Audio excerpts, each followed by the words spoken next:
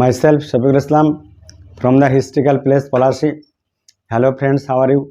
I feel you are fit and fine today. আশা করি তোমরা প্রত্যেকেই ভালো আছো। আজকে আমি আমার ইউটিউব চ্যানেলে চলে আসলাম, এসআই ইংলিশ চ্যানেলে।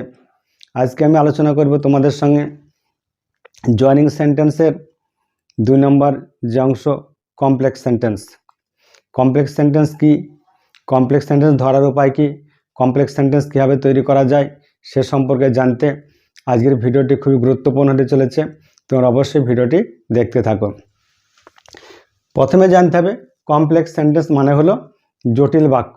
যেমন বাংলায় কমপ্লেক্স সেন্টেন্স করতে গেলে অর্থানুযায়ী যেমন তেমন, যখন তখন, যেখানে সেখানে, যেমনি তেমনি, যে সে ইত্যাদি ব্যবহার করা হয়। তদ্রূপ খুব সংক্ষেপে বলতে গেলে কমপ্লেক্স সেন্টেন্স করতে গেলে সেরকম কিন্তু মধ্যে কখনো দ্যাট, কখনো হোয়েন, কখনো হাউ, কখনো হোয়ার, কখনো হোয়াই ইত্যাদি যোগ হয়, মধ্যে রিপ্লেস করতে হয়।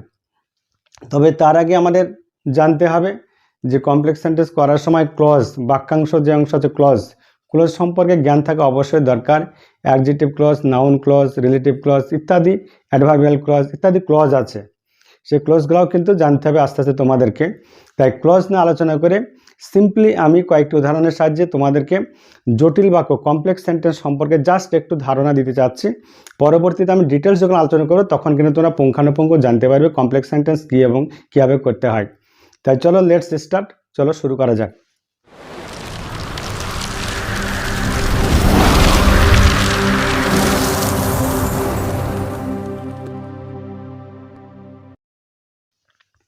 নাম্বার 1, 1 নম্বর উদাহরণ হলো he is an honest man, I know ইট।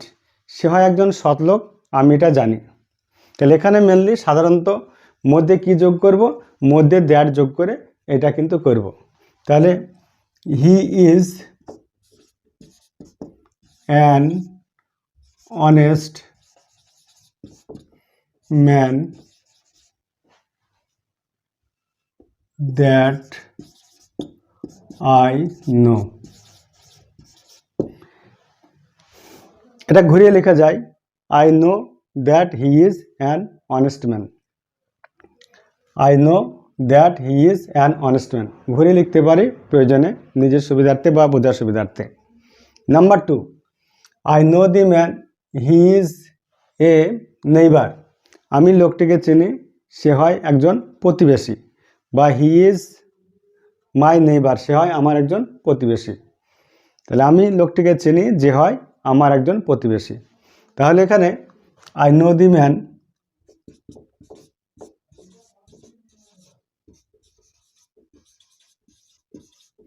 এখানে যেহেতু ম্যান আছে তাহলে মধ্যে রিপ্লেস করতে হবে আমাদেরকে অর্থ অনুযায়ী। ম্যানের ক্ষেত্রে ব্যক্তি বোঝাচ্ছে, ব্যক্তি বলে মধ্যে সাধারণত হু হয়।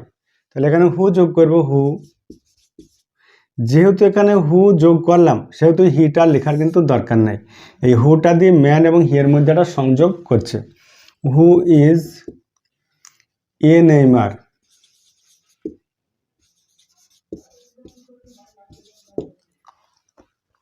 আমি লোকটিকে চিনি, যে হয় একজন প্রতিবেশী।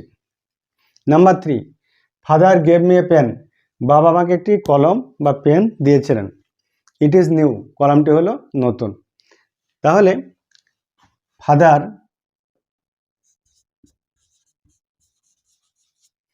Father gave me a pen. এখানে পেন আর ইটের মধ্যে বোঝাইতে হবে। তাহলে পেন মানে কলম, বস্তু।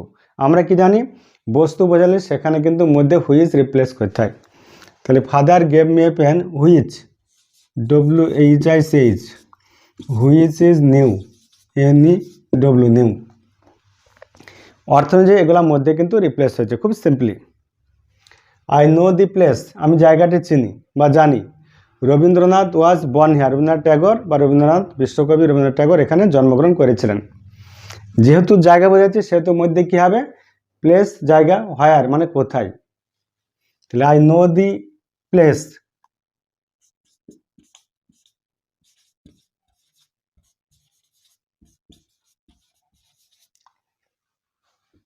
হোয়ার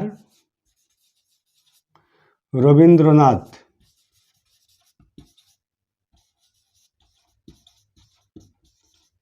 ওয়াজ বর্ন। হিয়ারটা এখানে লিখলাম না, হিয়ারটা তুলে দিলাম, কারণটা কি, এই হোয়াইটটা অ্যাকচুয়ালি হিয়ারকে সূচিত করছে। তাহলে আই নো দি প্লেস হয় রবীন্দ্রনাথ ঠাকুর ওয়াজ বর্ন, সেই জন্য হিয়ার লেখার দরকার নেই। আমি জায়গাটা চিনি যেখানে রবীন্দ্রনাথ ঠাকুর জন্মগ্রহণ করেছিলেন, হোয়াইটটা এখানে যোগ করলাম। আই নো দি টাইম, আমি সময়টি জানি বা চিনি। He will come at evening, সে সন্ধ্যাবেলায় আসবে। তাহলে এখানে সময় বোঝাচ্ছে, যদি সময় বোঝায় তাহলে কী হবে, সময় মানে হয় মানে কখন, অর্থনীতি ব্যবহার করতে হয়। তাহলে I know the time,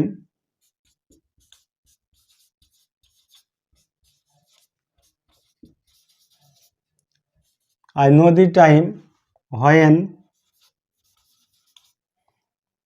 he will come. At evening লেখার দরকার নাই, যেহেতু জানি কখন আসবে, সন্ধ্যাবেলায়। তাহলে I know the time when he will come. তাহলে এখান থেকে পরিষ্কার তোমরা বুঝতে পারলে যে কমপ্লেক্স সেন্টেন্স করতে গেলে অর্থ অনুযায়ী কখন কোথায় কি ব্যবহার করতে হয়, কখন হোয়েন, কখন হোয়ার, কখন হাউ, কখন হুইজ ইত্যাদি, সেগুলো ব্যবহার করার নিয়ম কিন্তু তোমাদের সঙ্গে আমি শেয়ার করলাম। আশা করি তোমাদের প্রত্যেকে ভালোভাবে বুঝতে পারলে। পরবর্তীতে আমি যখন কমপ্লেক্স সেন্টেন্স দ্বিতীয় রাউন্ডে আলোচনা করব, তখন কিন্তু পুঙ্খানুপুঙ্খ আলোচনা করব যে ক্লজটা কি, ক্লজ কীভাবে ধরবে, এবং যখন ব্র্যাকেটে বলবে রিলেটিভ ক্লজ করো তখন এইগুলা বসবে, অ্যাডভার্বিয়াল ক্লজ তখন কি বসবে, নাউন ক্লজ তখন কি বসবে, এগুলো কিন্তু পরবর্তীতে আমি তোমাদের সঙ্গে শেয়ার করব, আলোচনা করব। তাই তোমাদেরকে অনেক অনেক ধন্যবাদ আমার এই ভিডিওটি দেখার জন্যে। Thanks for watching. Wish you all the best. Be the best.